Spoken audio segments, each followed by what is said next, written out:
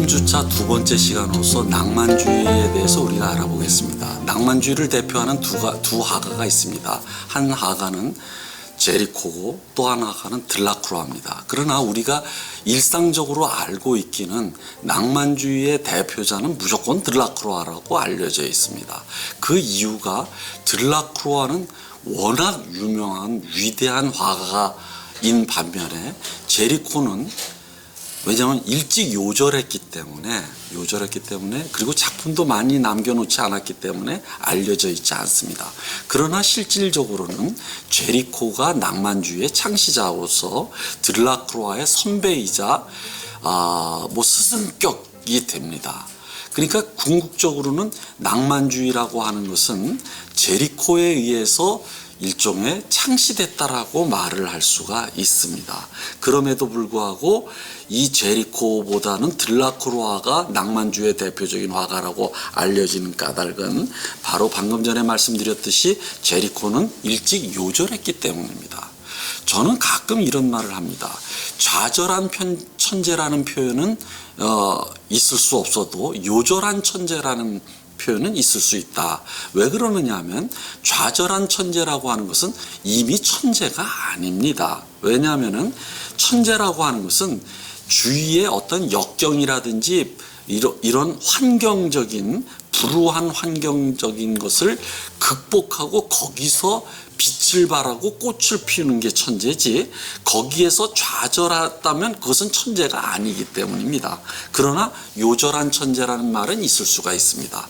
왜냐하면 그가 단명하다는 것은 천재를 갖다가 무마하는 조건이 되지 못하기 때문입니다. 오히려 일찍 요절한 사람일수록 천재성이 강할 수가 있습니다. 바로 이 제리코가 일찍 아주 그러니까 천재적이었는데 일찍 요절을 합니다.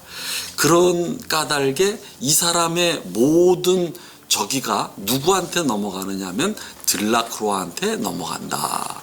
이렇게 이제 얘기를 할 수 있습니다. 그런데 이 사람은 근데 병으로 죽은 게 아니에요.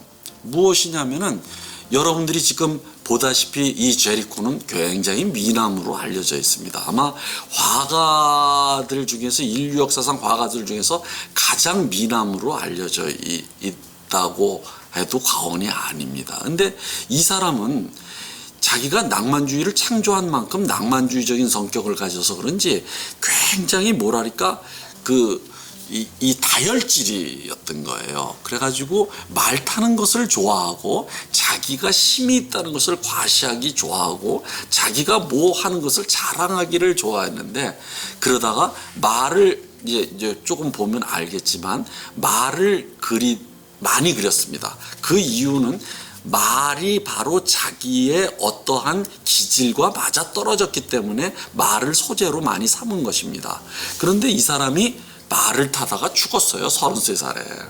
말을 타다가 낙마를 해가지고 그래서 결국은 이 사람이 요절을 하게 된 건데 이 분이 바로 요절하는 바람에 우리가 얘기했듯이 들라크루아에게 일종의 낭만주의의 위대한 꽃을 피우는 것은 들라크루아에게 넘어가게 됩니다. 자, 이제 제리코를 할 때 지난번에 우리가 비교 차이에 의한 감상법을 얘기할 때 이미 한번 이것을 여러분들에게 오리엔테이션 시간에 자세히 했습니다.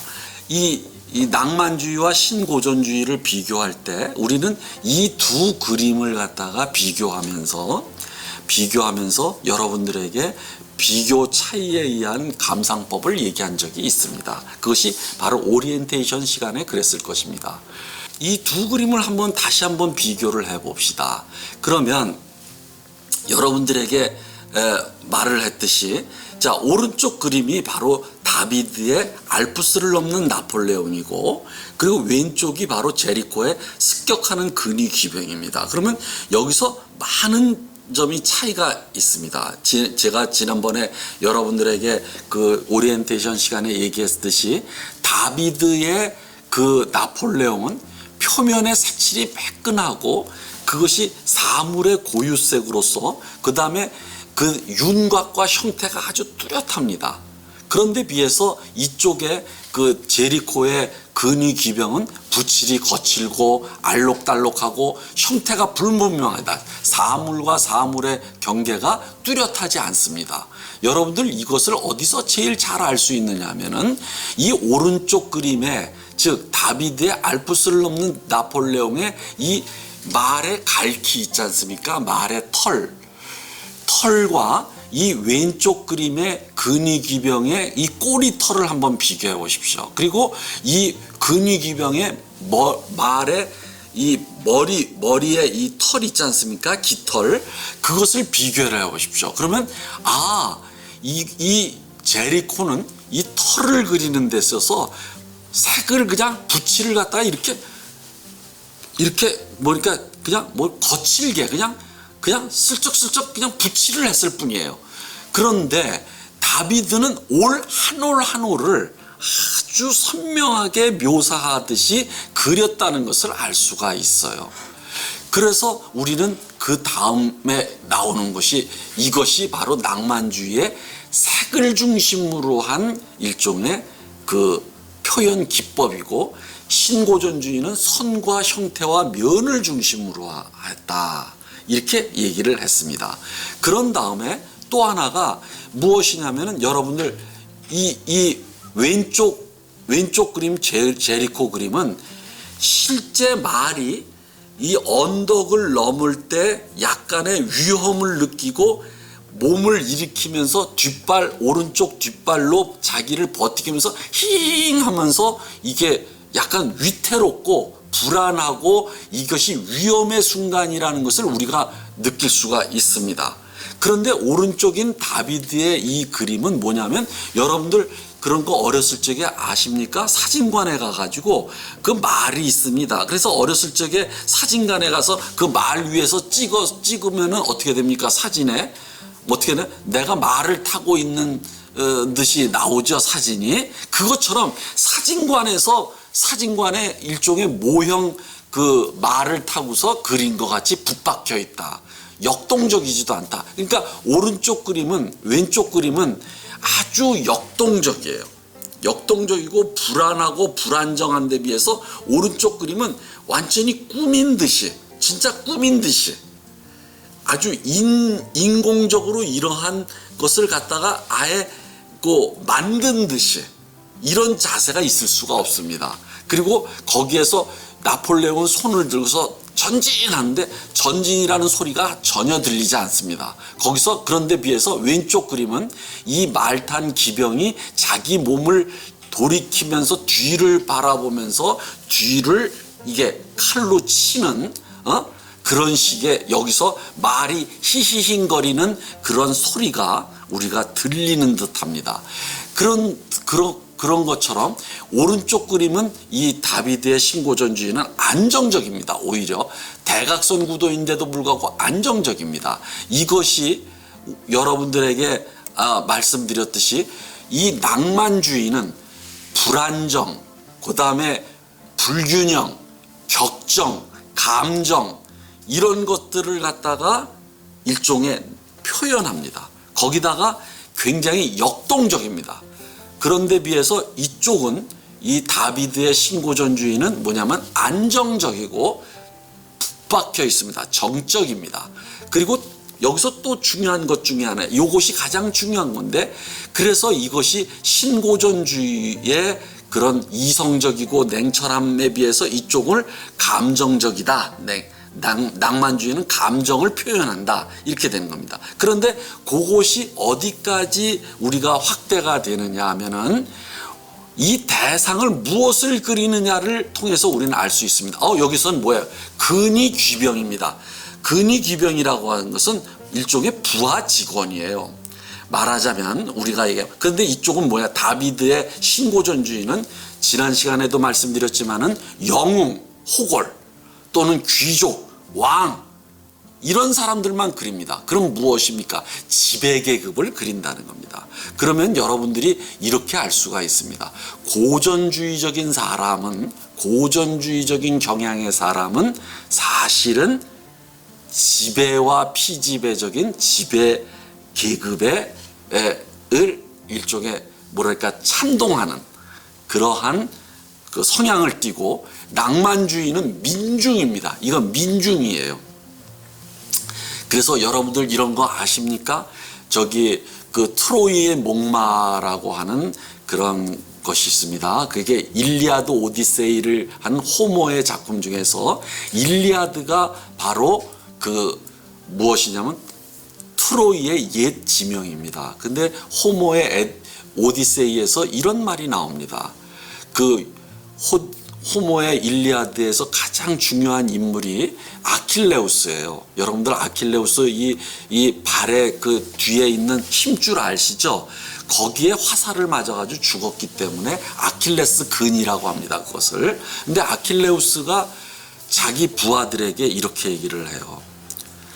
트로이 전쟁을 갖다가 아킬레우스는 그것을 반대를 했거든요. 근데 이때 트로이 전쟁에 나가지 않을 수 없을 때 이렇게 얘기합니다. 부하들에게. 너희들은 왜 얼굴도 모르는 왕을 위해서 네 목숨을 바치려고 하느냐. 이것이 바로 신고전주의와 낭만주의를 나누는 차이입니다.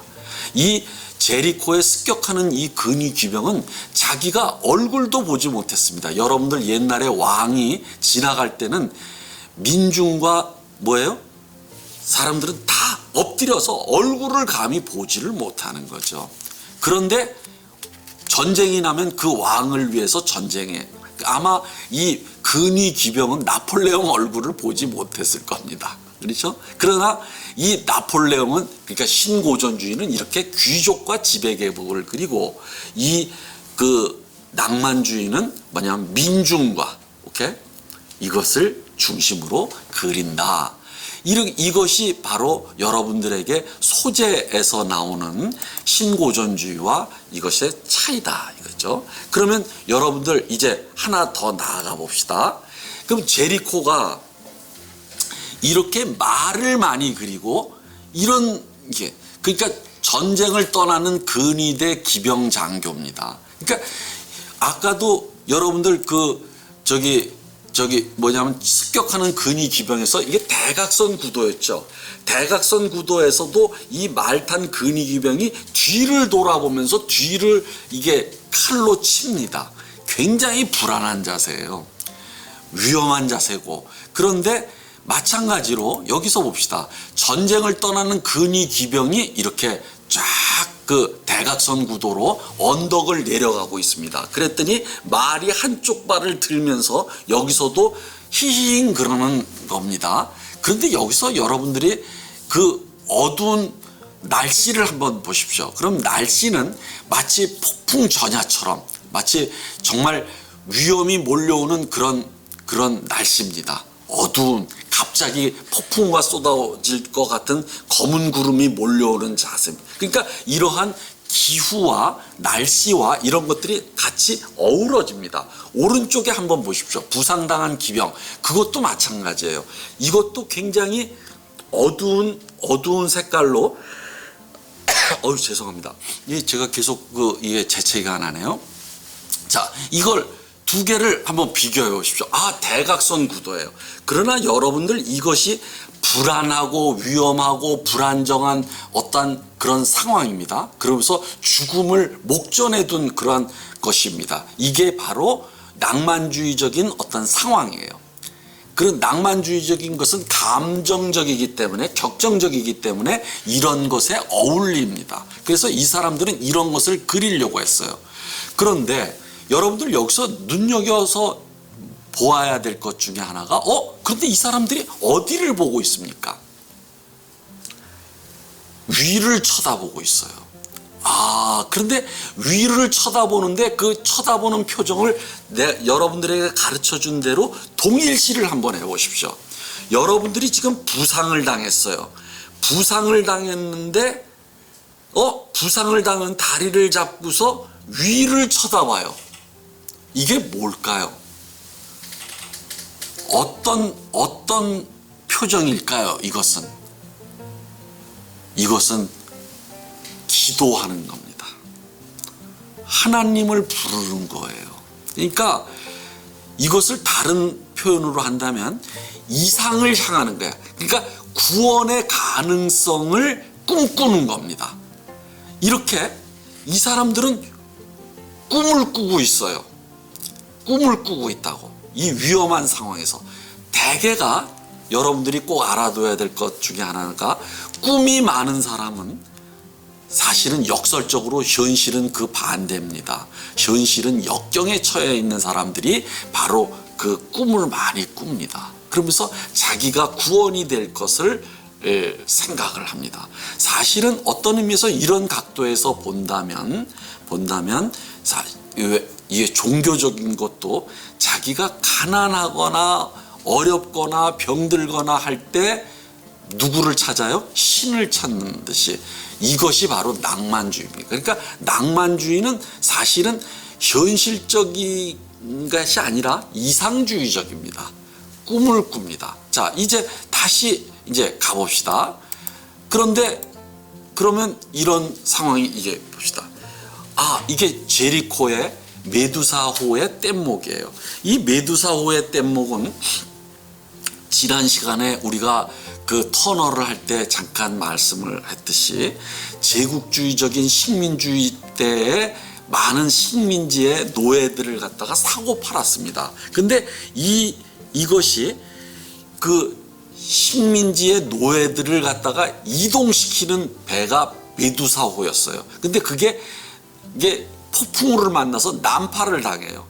난파를 당해가지고 이때 뗏목에 무수히 많은 사람들이 탔는데 여기서 인육을 먹었다는 얘기까지 있습니다. 근데 마지막에 15명인가가 살아남아요.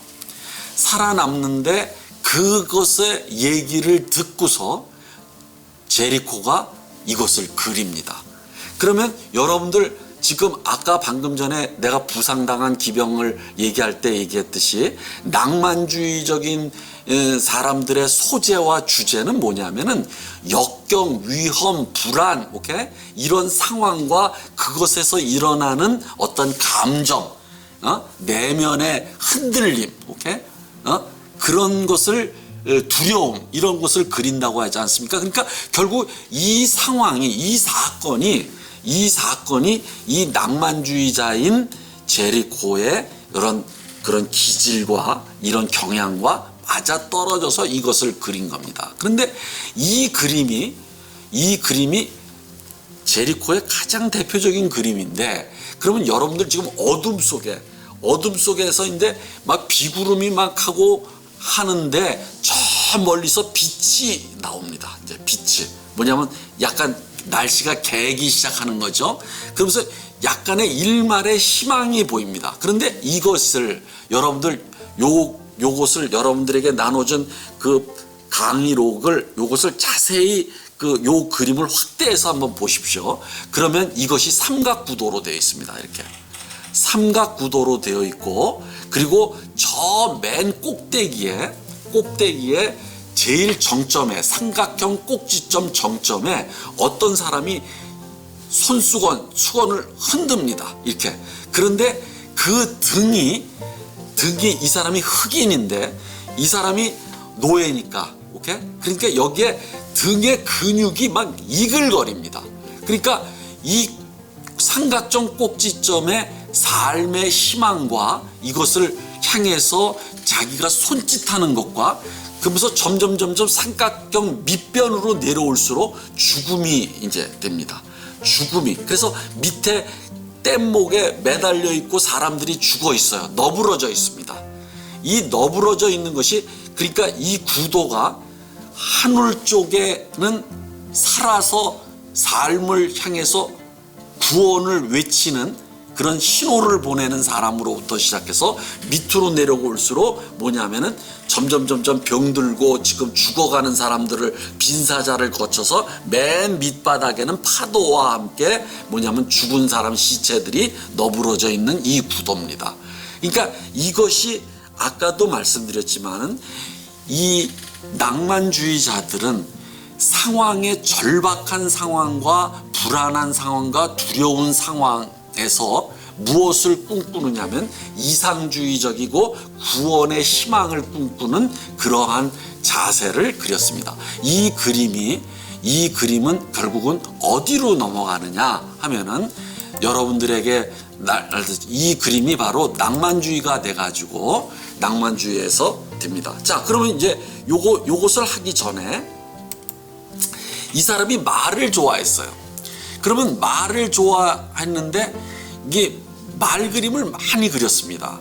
그럼 이 그림을 봅시다. 로마에서의 자유경마라고 하는 릴 미술관에 있는 이 그림에 이게 뭐냐면 이제 경마장에 나가기 전에 말을 끌어내려고 하는데 말이 이제 안 나가려고 하는 것에서 사람들이 막 어수선하게 이렇게 막 잡고 있지 않습니까? 그런데 여러분들 여기서 이 상황을 잘 아주 사실주의적으로 묘사한 것 같다고 생각되지만 사실은 여기서 보아야 될 것은 여기에 이 마부들 있잖아요. 마부들이 무엇입니까? 그 말이 날뛰는 것을 잡기 위해 가지고 무엇에 힘이 들어갑니까? 어디에 힘이 들어가요? 딱 이 팔뚝과 더 중요한 게 있습니다. 다리, 이 정강이 있지 않습니까?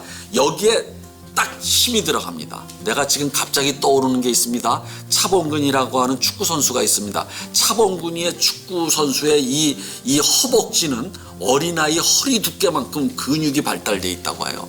그런 식으로 여러분들이 여기서 근육의 역동성을 느낄 수 있을 겁니다. 방금 전에 보았던 것 있지 않습니까? 이 사람들의 여기서도 부상당한 기병인데 이 다리의 허벅지에 이 근육이 마치 옷이 터져서 나올 정도로 이 역동성입니다. 그러니까 이 낭만주의는 감정적이고 불안하고 두려운 상황인데 사실은 그것을 묘사하는 사람에게는 역동성을 그리고 있습니다. 역동성. 오케이? 근데 그것처럼 여기서도 역동성이 막 나타나 있습니다. 그래서 제가 아까 말씀드렸듯이 무엇입니까? 이 신고전주의는 역동성이 전혀 없어요. 그럼 여러분들 여기서 이 신고전주의 다비드의 이 말의 이 엉덩이 둔부, 말의 둔부와 이 왼쪽에 제리코의 말의 왼쪽에 말의 둔부를 한번 보십시오. 이 제리코의 말의 둔부는 뭐예요? 엄청나게 힘이 딱. 근데 왼쪽 거는 이거는 그냥 말이니까 말이구나. 말이니까 말의 둔부구나. 이 정도죠. 오케이? 힘이 느껴지지 않습니다. 그래서 바로 여러분들에게 말씀드렸듯이 이 신고전주의는 정적이고 여기서 그 낭만주의는 역동적이라고 하는 것입니다. 실제로 역동성을 그렸습니다. 자, 그런데 이 역동성을 이 사람은 나타내기 위해서 무엇을 주로 소재로 삼았느냐 하면 말을 소재로 삼은 거예요. 지금 이것도 에프솜에서의 경마인데 여기서 보십시오. 여러분들 이 말은 뛸 때 결코 네 다리가 공중에 뜨는 법이 없어요. 한 발은 반드시 땅을 잡습니다. 나머지 세 발은 뜨는 한이 있더라도. 그런데 여기선 네 발이 다 뜹니다. 그리고 무엇이냐면 말을 갖다가 가로로 늘렸어요. 길게 가로로 늘렸어요. 그 왜 그렇게 했을까요? 역동성과 속도감을 나타내기 위해 가지고 제리코가 대상을 변형시킨 겁니다. 오케이? 그러니까 앞으로 시원하게 나가는 듯한 느낌이 나지 않습니까? 이게 바로 그 역동성을 강조하는 낭만주의적인 경향이다. 자, 이제 제리코를 우리가 떠나기 전에 들라쿠라로 넘어가기 전에 이걸 한번 보십시오. 여러분들 자, 그냥 감상하십시오. 제목만 말씀드릴게요. 왼쪽은 도박에 빠진 여인이에요. 오른쪽은 미친 여인이에요. 그 다음에 미친 남자예요. 자, 여러분들 무엇입니까? 지금까지 신고전주의 앵그르의 여인을 한번 기억해 보십시오. 정말 아름답죠. 아니 막 그게 뭐 완전히 그 뭐랄까 미인으로 꾸며졌죠. 그리고 귀 부인이죠. 근데 여기 보십시오. 눈에는 광기가 들고 눈이 광기가 있어가지고 빨개요. 그리고 여러분들이 막 오른쪽 왼쪽이 어떻게 오른쪽 미친 여인 미친 노파는 약간 살기까지 느끼고 왼쪽에 도박에 빠진 여인은 눈빛이 풀어졌습니다. 자, 그 다음에 하나 더 나가서 미친 남자를 보십시오. 딱 봐도 그냥 미친 남자죠. 오케이? 그러면 이것은 무엇을 얘기할까요? 자, 여러분들 다른 건 다 둘째치고 제리코는 미친 사람을 소재로 삼았구나. 이것은 신고전주의에서 있을 수 없는 일입니다.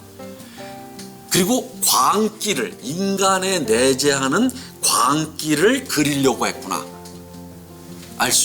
이것은 혁명적인 겁니다. 신고전주의에 대한 만약에 오늘날에도 아마 그럴 겁니다. 이렇게 되면 스캔들이 일어납니다.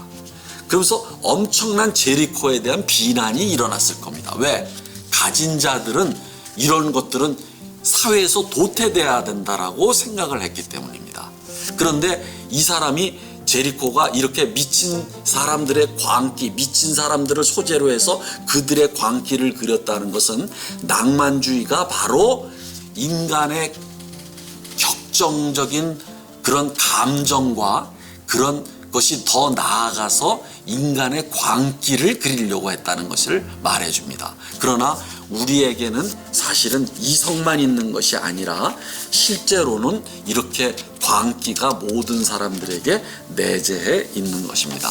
자, 이제 우리는 어디로 넘어가느냐 하면은 들라크루아로 넘어갑시다. 명실공히 들라크루아로 넘어가. 이제 낭만주의의 대표자예요. 그래서 옛말에 저기 프랑스에는 이런 말이 있습니다. 드디어 들라크루아가 왔다.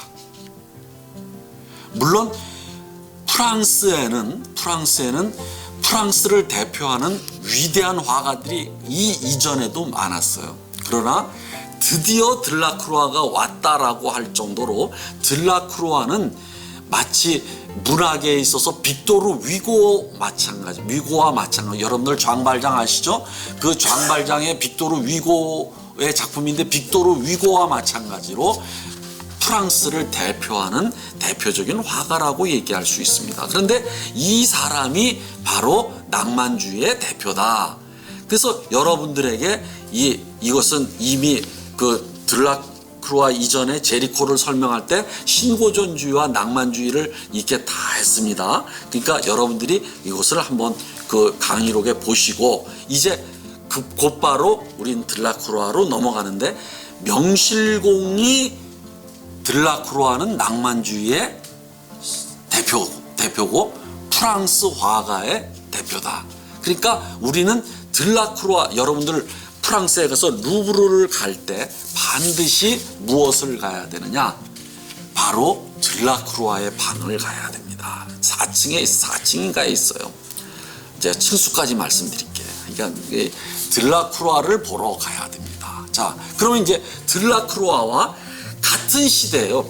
서로 약간 신고전주의의 앵그르가 약간 더 나이가 위지만 겹쳐져 있습니다. 들라크루아와. 근데 들라크루아의 자화상과 이 녹색 조끼를 입은 자화상인 이 들라크루아의 자화상을 비교해 보십시오. 제가 다 설명했죠.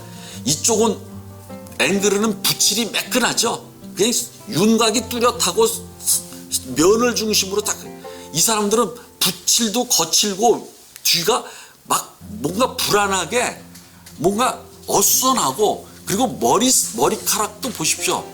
여러분들 내가 이런 얘기를 하면 어떤지 모르겠지만 이 낭만주의와 고전주의의 대립은 인간의 성격과 지난 시간에는 정원의 대립까지도 얘기를 했지만 이것은 인간의 품성의 대립까지도 여기에 포함됩니다.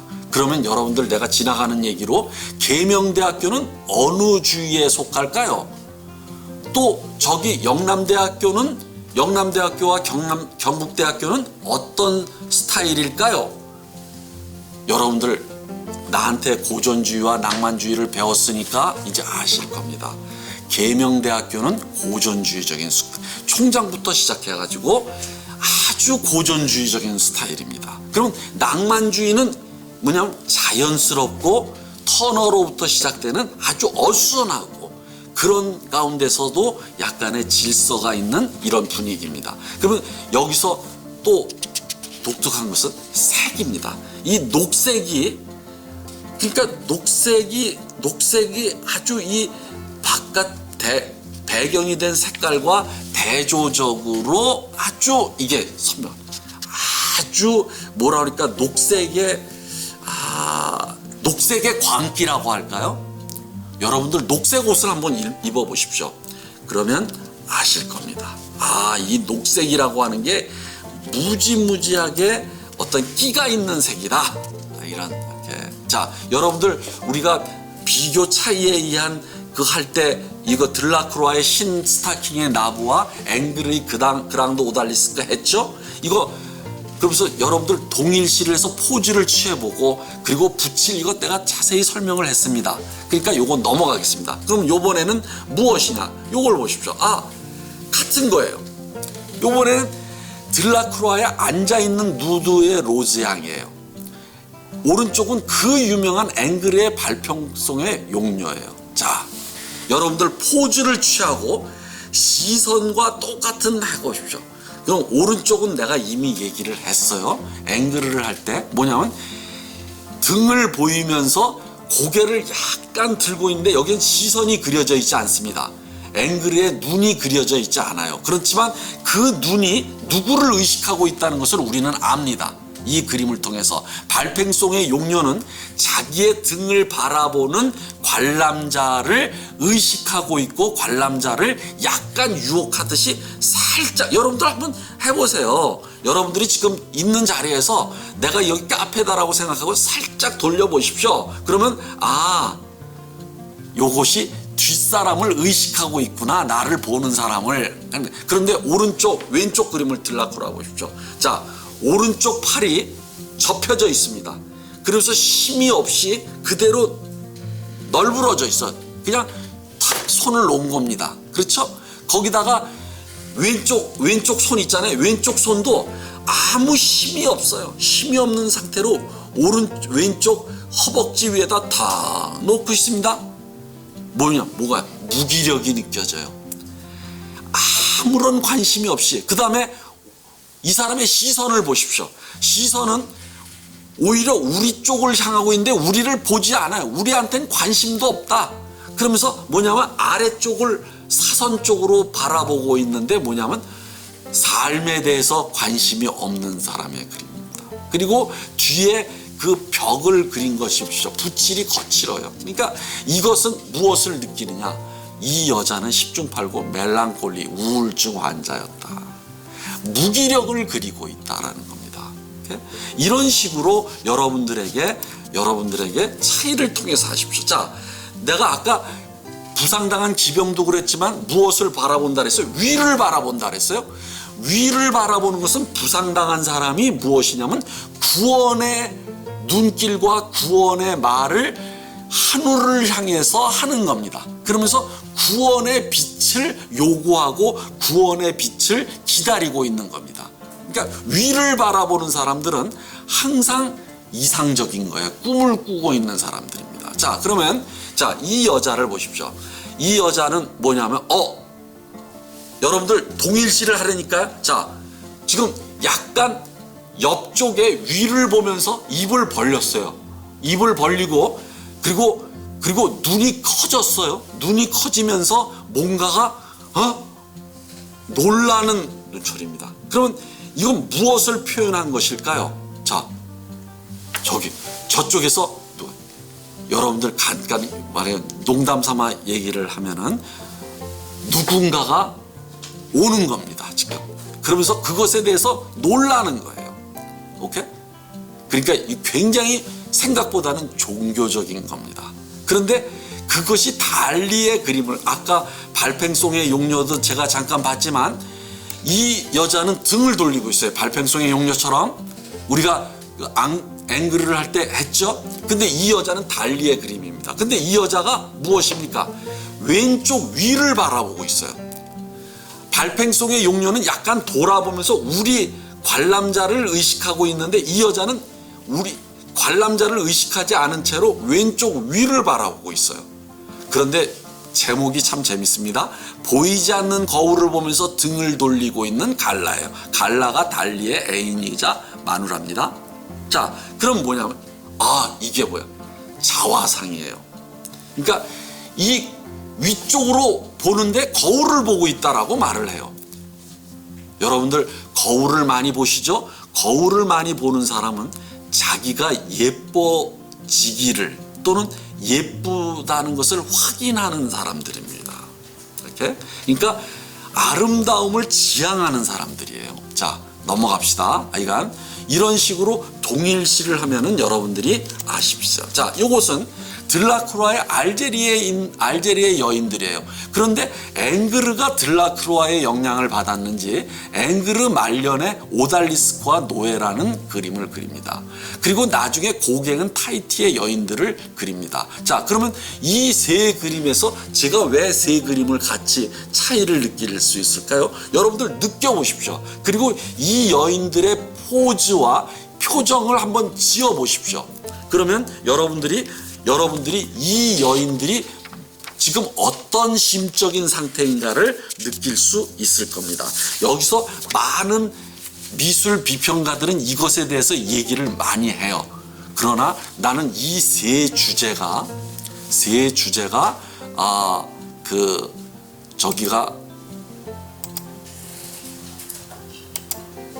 주제가 같다는 것을 알 수 있습니다. 뭐냐면 저는 이게 권태다. 권태로서 권태로운, 자, 타히티의 여인도 마찬가지입니다. 그런데 이런 것과 함께 여러분들이 할 때는 무엇이냐면은 있지 않습니까? 이슬람교는 여자는 절대 남자 앞에 나타나면 안 됩니다. 그러니까 그 규방이 있어요. 여자들의 내밀한 방이 있습니다. 그 내밀한 방에서 그냥 붙박혀 있어야 돼요. 그래서 거기서 나른함, 권태로움, 아주 뭔가 이 삶에 대해서 무료함, 이런 것을 그리고 있습니다. 권태도 하나의 예술의 주제가 될 수 있다는 것을 우리는 여기서 알 수 있는데, 동시에 이 권태가 아름다움으로 나타납니다. 여러분들이 권태가 어떻게 아름다울 수 있을까? 여러분들 잘 생각해 보십시오. 그것은 다음에 여러분들에게 한번 생각거리로 남겨놓고 다음으로 넘어가겠습니다. 자, 이런 것인데, 여기서 또 하나 중요한 것은 낭만주의는 뭐냐면 지금까지 신고전주의는 전부 프랑스만 그렸어요. 유럽의 귀족 문화만 그렸어요. 그런데 지금 뭐예요? 외국을 그리기 시작해요. 이런 것을 에그조티즘이라고 합니다. 이국주의, 이국을 동경하는 겁니다. 만약에 여러분들이 외국을 동경하고 외국을 나가고 싶어 하는 사람이 있다면 그 사람은 에그조티스트로서 뭐냐면 낭만주의적인 경향의 소유자입니다. 그런데 오히려 고전주의적인 소유자들은 보수적으로서 자기에게 있는 상황을 그대로 받아들이고 거기에 머물려는 보수주의자들이에요. 그런데 여러분들이 바로 에그조티스트이기 때문에, 에그조티즘이기 때문에 바로 외국에 나가고 싶습니다. 그러니까 외국을 동경하는 겁니다. 그것을 우리는 다음 그림에서도 알 수 있어요. 자, 모로코 유태인의 결혼식이에요. 자, 이걸 봅시다. 이건 대단한 그림입니다. 그리고 오른쪽은 탕헤르의 광기예요. 그런데 탕헤르의 광기도 파란 하늘과 흰색과 사람들의 이 색깔을 통해서 이 빛의 대비, 너무 환하게 그린 거예요. 이것에서 광기가 나온 겁니다. 여러분들 이런 거 아십니까? 광기라는 것은 핏빛이 아니라 사실은 밝은 흰빛입니다. 흰빛. 여러분들 흰색이 굉장히 광기의 색입니다. 여러분들 이것은 나중에 한번 여러분들이 생각거리로 또 남겨두겠습니다. 자, 왼쪽 그림을 봅시다. 왼쪽 그림은 이제 모로코에 있는 유태인 결혼식인데 위에서 천장 위에서 빛이 내려옵니다. 아주 노란 빛이 이게 나트륨 등처럼 쫙 비치고 사람들이 그 주위에 앉았습니다. 그리고 2층에 그 난간에는 사람들이 이 밑에 내려다봅니다. 그러면서 그 중간에서 여인이 춤을 춥니다.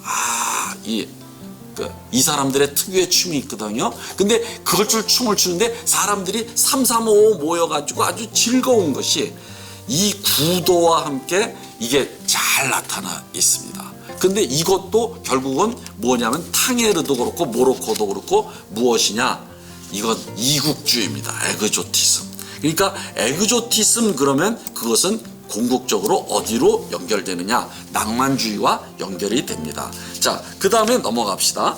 넘어가는데 이게 키오스 섬의 학살입니다. 아까 제리코는 무엇을 그렸습니까? 메두사호의 뗏목을 그렸죠? 그러면 이거예요. 이 사람은 키오스 섬의 학살입니다. 이건 터키가 그리스 소유의 키오스를 침략해가지고 키오스의 양민들을 학살하는 거예요. 근데 이 그림은 정말 위대한 그림입니다. 이 그림에 대한 연구만 해도 아마 책꽂이 하나 정도는 될 겁니다. 그런데 제가 지금 여기서 말씀드리는 것은 여러분들에게 늘 말씀드렸듯이 다른 그림과의 차이에 의해서 이 그림을 감상하라 그랬지 않습니까? 그러면 이 그림과 들라크로아와 오른쪽에 있는 미켈란젤로 그리고 들라크로아와 그 이전에 벨라스케스라고 있습니다. 벨라스케스의 그림과 이런 비슷한 주제와 비슷한 내용을 그린 그런 구도로 그린 많은 그림과 비교를 하면서 여러분들에게 설명을 해야 되겠지만 이 그림은 일단은 여러분들 봅시다. 이게 근경, 중경, 원경으로 되어 있습니다. 근경에 무엇을 배치를 했느냐면 죽어가는 사람들입니다. 근경이. 근데 이 죽어가는 사람들 중에서도 죽어가면서도 뭐냐면 사랑을 나누는 거예요. 이것이 바로 들라크로아의 위대함인데 이 위대함은 무엇을 연상시키냐면 미켈란젤로의 대홍수입니다. 대홍수에서 노아의 방주가 저 뒤에 보이면서 노아는 그 방주로 도망가는데 이 땅에 남아서 그 대홍수에서 죽어가는 사람들이 서로가 서로를 도와줍니다. 이게 사랑과 위험한 순간의 그런 조난의 대비입니다. 여러분들 지금 코로나 바이러스가 막 합니다. 이럴 때 우리는 서로가 사랑을 확인할 수가 있어요. 그러니까 이것이 뭐냐면 어머니의 젖을 빨고, 그 다음에 서로가 서로를 업어주고 도와줍니다. 거기에 비해서 노아는 뭐냐면 배 타려고 하는 사람들을 다 쫓아냅니다. 여러분들이 노아가 굉장히 위대한 선지자라고 생각하고 있지만 미켈란젤로는 그걸 반대로 해석하고 있습니다.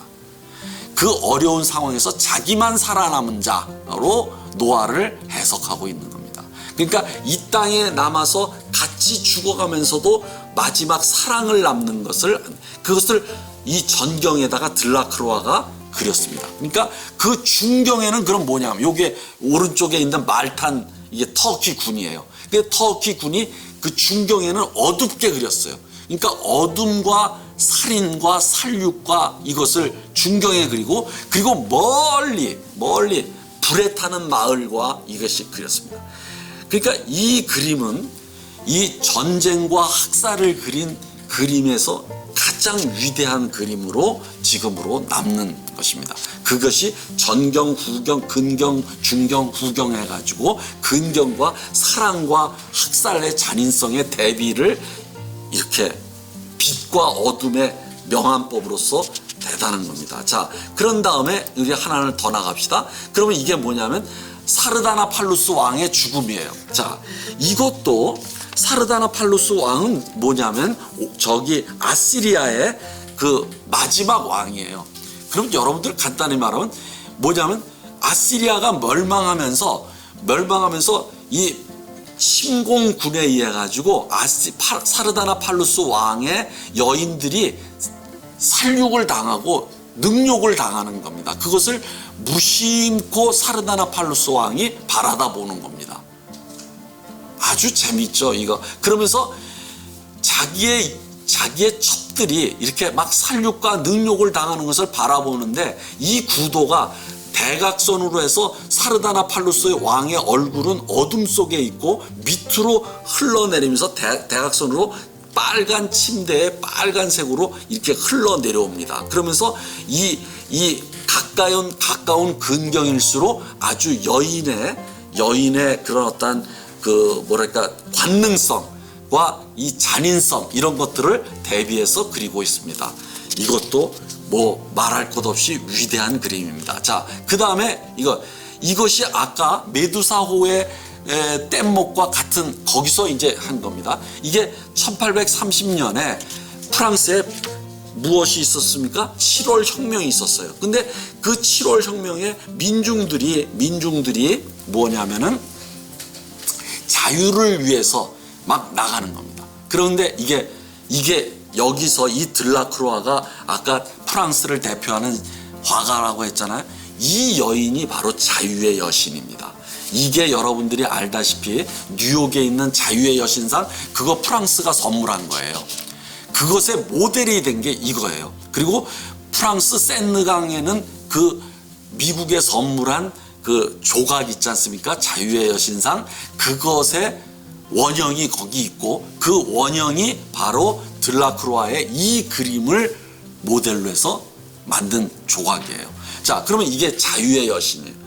그런데 프랑스 국기를 하면서 이제 민중이 혁명을 일으키면서 자유를 부르짖으면서 나갔는데 이거는 제리코의 메두사호의 뗏목에서 영향을 받았지만 이것은 더 한층 더입니다. 이것이 무슨 구도로 있냐면 삼각구도이면서 밑에는 죽음이 있고 위에는 자유를 하면서 프랑스 깃발이 있습니다. 그런데 여기서 무엇이냐면 이게 여기 저기 달팽이 있잖아요. 달팽이식으로 저 멀리 가장 중요한 가운데 멀리서부터 나선형 구조로 나옵니다. 오케이? 나선형 구조로 이렇게 나오면서 이렇게 올라갑니다. 이렇게 나선형 구조로, 그러니까 삼각구도의 나선형 구조로 하면서 자유를 향해서 이렇게 정점, 프랑스 깃발을 드는 것으로 정점을 향해서 갑니다. 거기에다가 그 자유의 여신 왼쪽에 있는 이 꼬마 있지 않습니까? 요게 아주 또 감칠맛 나는 겁니다. 아주 예쁘죠? 그래서 오히려 이것은 자유의 여신이 아니라 자유의 꼬마신이다, 이렇게 얘기를 할 수가 있습니다. 자, 여기서 넘어가시다. 그 다음에 지옥의 단테와 베르길리우스, 이것은 무엇이냐면 단테의 신곡 있지 않습니까? 그것을 가지고 베르길리우스라는 시인과 단테라는 시인은 다 이탈리아 시인인데 두 사람의 생몰 연도가 한 800년 정도 차이 날 겁니다. 그러니까 같이 있을 수가 없어요. 근데 지옥을 같이 가면서 배를 타고 지옥의 강을 건너는 것을 상상적으로 그렸어요. 근데 여기에 그 죽어가는 사람들 있잖아요. 지옥에 끌려 들어가는 요 밑에 있는 파도에 하는 것. 요것은 무엇에 영향을 받았냐? 루벤스의 마르세유에 상륙하는 마리드 메디치 여왕 있지 않습니까? 그 메디치 여왕의 이 요정 있지 않습니까? 바다의 요정과 거기와 이것도 여러분들 여기서 여러분들 눈에 확 띄는 게 무엇입니까? 어두운 배경인데 이 빨간 두건과 파란색과 이것이 대조가 아주 액센트가 아주 우리에게 선명하게 눈에 띄면서 아주 그 색감을 우리가 느끼게 합니다. 됐죠? 그러니까 이런 것이 색을 강조하는 루벤스가 색을 그림에 도입하는 그런 색감이 있습니다. 이런 것은 이제 마네로 또 이어지게 됩니다. 그건 다 마네 가서 합시다. 자, 그런 다음에 루벤스 사자 사냥이에요. 그러면 아까 무엇이냐면 습격하는 근위 기병이 있었지 않습니까? 말을 타고서 말을 뒤를 돌아가지고 적을 칼로다가 내리치는 거 있지 않습니까? 그것을 이 들라크루아는 뭐냐면 사자 사냥, 호랑이 사냥, 여기 호랑이 이제 이것의 호랑이 사냥 오른쪽이죠. 이것을 서로 이렇게 그린 거예요. 근데 이런 것은 루벤스의 사자 사냥과 그다음에 아까 얘기했던 그 제리코의 이런 것들이 합쳐져서 자기 스타일로 이게 나타나는 겁니다. 그리고 굉장히 뭐냐면 어수선한 카오스적인 역동성을 느끼게 합니다. 자, 이게 들라크루아의 경로한 메데이아예요.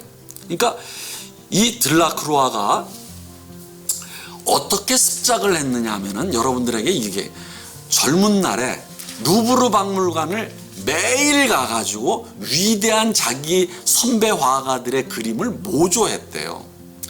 그러니까 여러분 창조라는 것은 모방으로부터 나오는 겁니다. 근데 이 다빈치의 루브르 박물관에 가서 이걸 하면서 자기식으로 얘기합니다. 이것은 성모 마리아와 성자와 세례 요한이 이렇게 있는 이 암굴의 성모라고 하는 당인데 이것을 암굴을 여기서 이것을 이렇게 바꾼 겁니다. 무엇이냐면 메데이아는 자기 남편이 그리스 신화에 나오는 것 자기 남편이 다른 여자에게 한눈을 팔고 다른 여자에게 가자 그 남자에게서 낳은 두 자식을 죽이는 비정한 어머니가 메데이아입니다. 그 메데이아가 뭐냐면은 굴로 쫓겨와 가지고 동굴로 쫓겨와서 동굴에서 칼을 들고서 자식들을 죽이면서 자기를 뒤쫓아오는 그런 것을 사병들을 갖다가 바라보는 아주 그냥 위험한 마지막 순간을 그린 겁니다. 대단한 그림이죠. 오케이? 자, 이제 우리는 마지막 그림으로 가겠습니다. 자, 이런 식으로 이게 들라크루아의 천사와 싸우는 야곱인데 이게 생슈피스 성당 벽화입니다. 왜 제가 이 그림을 넣었느냐 하면 바로 제가 생슈피스 기숙사에서 오랫동안 머물렀거든요. 그래서 제가 자주 이 성당을 파리에 가면은 여러분들 노트르담 성당밖에 없는 줄 아시죠? 그게 아닙니다. 이 생슈피스라는 위대한 성당이 있는데 여기에 이게 벽화를 갖다가 들라크루아가 그렸어요. 근데 이 그림을 보러 일부러 많은 나라에서 옵니다. 근데 이 그림이 천사와 싸우는 야곱이에요. 이건 성서에 나오는 거예요. 구약 성서에서. 근데 그 그림을 이렇게 이 등이 여기 직접 가서 보면 이게 큰 그림인데 이 등이 막 서로 씨름할 때 씨름 선수들의 근육이 등에 그냥 해부학적으로 잘 묘사가 되어 있습니다. 역동적으로. 그러면서 여러분들이 그런 등에 역동적인 근육을 보이지 않더라도 이 사람들이 싸우는 것이 팔을 잡고서 굉장히 뭐냐면 힘이 느껴지죠. 그러면서 무엇이냐면 이것이 굉장히 싸움이 격렬하다는 것이 느끼고 그리고 옆에 있는 나무들이며 이런 것들도 굉장히 아주 꾸불꾸불한 게 마치 넝쿨처럼 말이죠. 힘을 느끼게 합니다. 자, 그런데 오른쪽을 봅시다. 오른쪽이 고갱의 그림이에요. 이제 우리가 몇 주 후에 같이 하게 될 고갱의 그림입니다. 그런데 이 고갱의 그림이 이것과 무엇 관계가 있느냐? 자, 여기서 오른쪽에 이 나무 줄기를 저기 중간으로 해서 양쪽에 이쪽엔 사람이 배치되어 있고 여인들이 여기 오른쪽 상단에 바로 천사와 싸우는 야곱이 있습니다. 자, 여러분들 이 그림과 이 그림을 비교를 해 보십시오. 그러면 여러분들이 이제 무엇이냐면 고갱이 이렇게 많이 다르구나. 무엇이 다를까요? 이쪽은 역동적으로 실제 싸우는 것을 그렸는데 이쪽은 무엇이냐면 오른쪽에 굉장히 평면적이고 싸우는 것이 없어요. 싸움이 느껴지지가 않아요. 그런데 우리는 여기서 오른쪽의 그림은 종교적이라는 것을 느끼게 됩니다. 이것이 이쪽에 고갱의 상징주의로 넘어가는 부분입니다.